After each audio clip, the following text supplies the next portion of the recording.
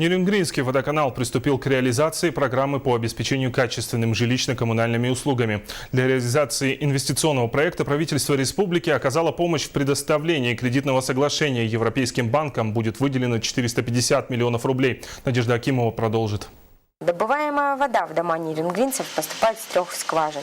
Ее при помощи насосной системы выкачивают с подземных источников глубиной 60 метров, 3 водозаборными сооружениями.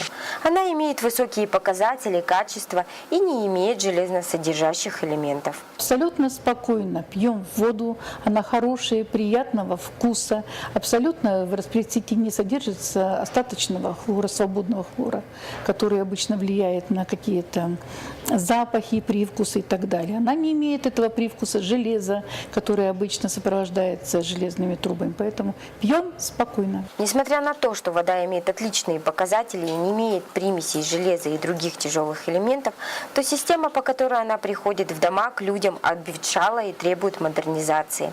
Постановлением Егора Борисова, решением правительства республики с этого года Нерюнгринский водоканал начал реализацию инвестиционной программы.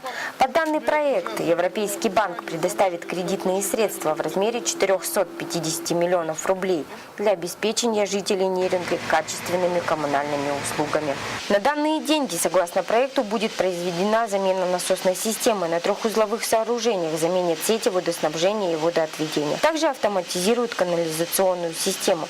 Все эти новшества помогут сэкономить затраты предприятия и снизить со временем тариф для потребителей. То, что городской водоканал получит такую помощь от банка и в течение указанного срока должен погасить заем, никаким образом не отразится на карманах населения. Правительство очень жестко требовало от нас параметров определенных, которые бы позволили как раз снижать тариф.